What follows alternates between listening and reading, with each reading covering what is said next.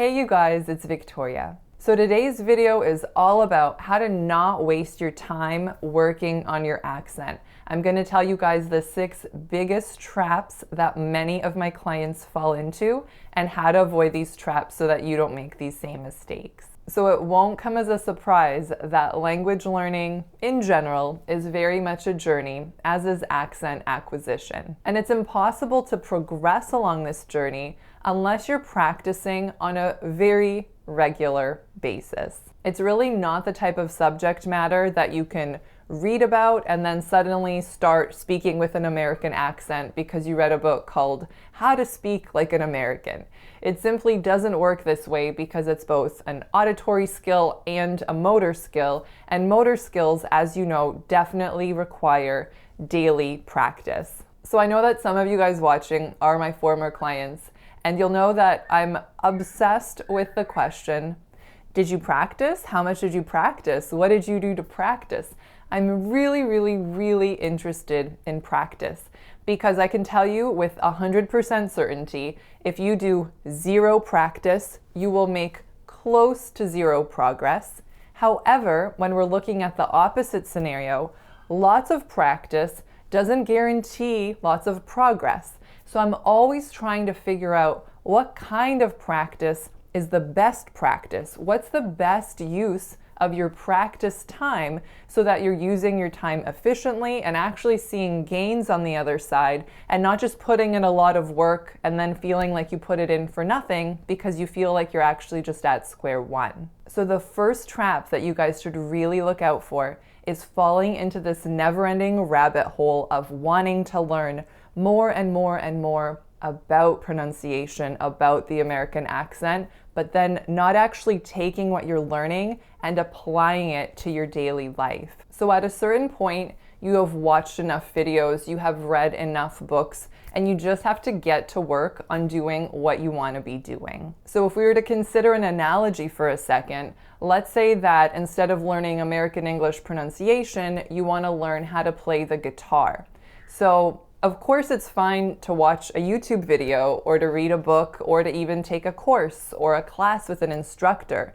But if all you keep doing is watching YouTube videos and you never actually touch the guitar, if you're never trying to make a certain chord, if you're not tuning your guitar, if you're not engaging with the actual guitar in any way, the instrument, then you're not going to be making progress. And honestly, you can't in good faith say that you're practicing the guitar if what you're doing is learning more stuff about the guitar. So the same thing is true for our pronunciation. In this case, the instrument is our vocal apparatus, right? Our vocal folds, our articulators, our tongue, our jaws, all that stuff.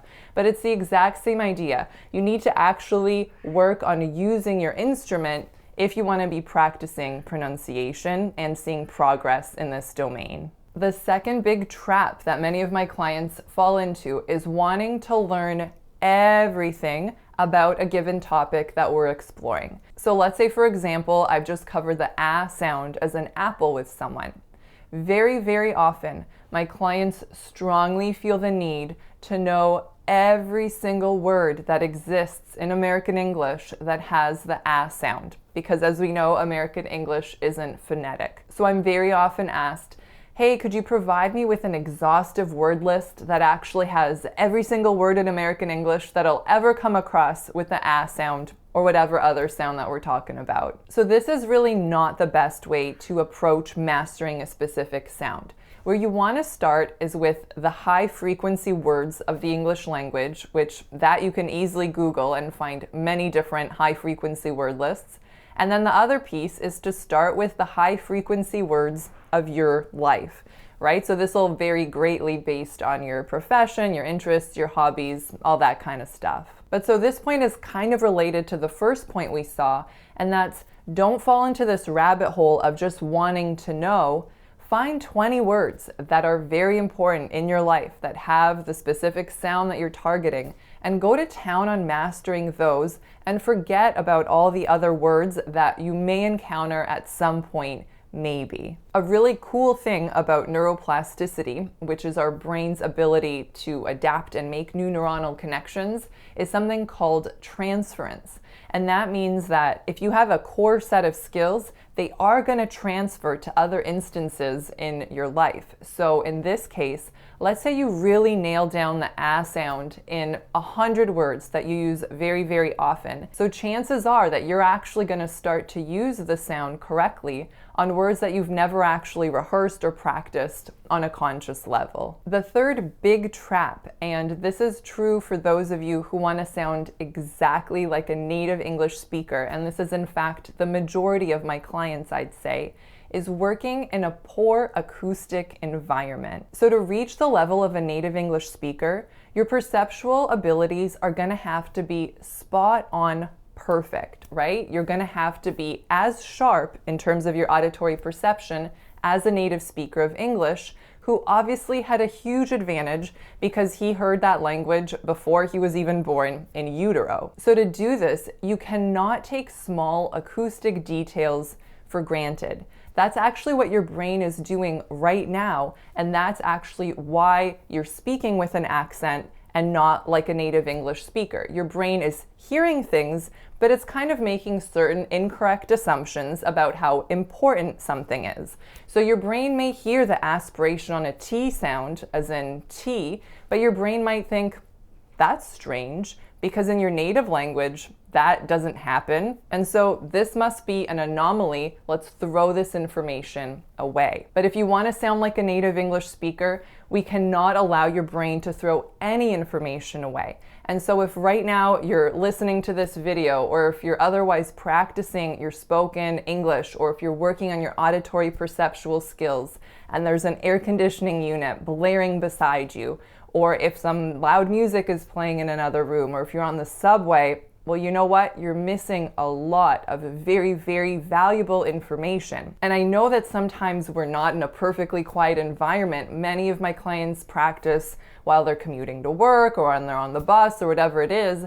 But then you really want to keep this point in mind and try to maximize acoustic clarity as much as possible. So if you're practicing on the go, I strongly recommend investing in a good quality pair of noise canceling headphones, and that way you're actually hearing all those details that your brain needs to hear. You're not also getting all this pointless information that you're expecting your brain to process out when you're already asking your brain to do a lot of really heavy lifting. The fourth trap is practicing in long, infrequent chunks. So a lot of the time, my client will admit to me, Victoria, I didn't really practice this week. I was busy. However, fear not, I practiced for 2 hours before today's session. So practice, check. Unfortunately, it doesn't work this way when we're talking about accent acquisition. Again, because of the auditory, perceptual, and motor components, we need to give our brain a lot of opportunity for consolidation. Basically, what that means is once you're first exposed to something, when it's kind of still a little bit hazy in your brain, it's called a trace. And we want to consolidate this trace, meaning that we want to really solidify it. We want it to be really, really well established as a great neuronal connection that you can rely on. Consolidation requires periods of rest. You can't possibly practice for 2 hours and expect much of that to stick the next day because you've just totally overloaded your brain. Instead, you should be doing the exact opposite. So in a perfect world, I tell my clients to break their practice up into as many short sessions as they can throughout the entire day. Now, I realize, you guys, that it's obviously much easier to schedule 30 minutes of practice at this point during the day. It's logistically much more difficult to say, okay, I want to do 5 minutes here, 5 minutes here, 5 minutes here, 5 minutes here.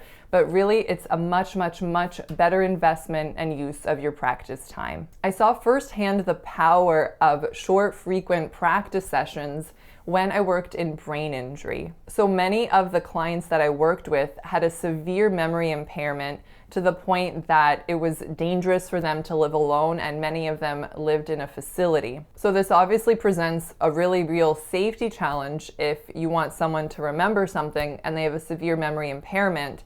However, using a technique called spaced retrieval, which more or less is similar to this concept. So basically, you want to repeat the information before too much time has gone by, so you keep solidifying that trace before it fully disappears. And I saw some remarkable instances of many different clients remembering key information that they needed to remember to function safely, and it was because of this technique. So super powerful and pretty cool. The next trap is just kind of rushing through the process, trying to get it over with, and not trying to engage with it on a really meaningful, deep level. Now, this isn't something that my clients report to me, and I'm obviously not in someone's home when they're practicing, but this is something that I very frequently observe when I'm practicing with a client during my session. So sometimes I'll say, okay, have a read through these sentences, and my client is just on like their highest speed, being like, bam, bam, bam, bam, bam. Okay, got that over with. Let's jump to the next paragraph.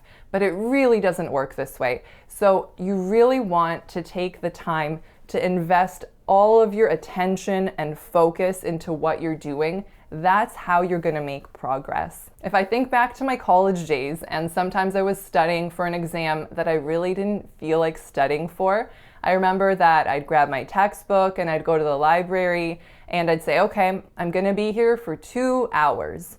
And trust me that it's really easy to kill 2 hours fake studying, just like you can fake practice, right? Have you guys ever done this when you like read a page and then you're like, how many pages are left in this chapter? And you count them all up and you go back, then you check your email. That's really not engaged deep practice. Do not do this when you're working on your speech because it's a total waste of your time. I think it's important to keep in mind, okay, are you doing this for a specific reason? Obviously, usually yes.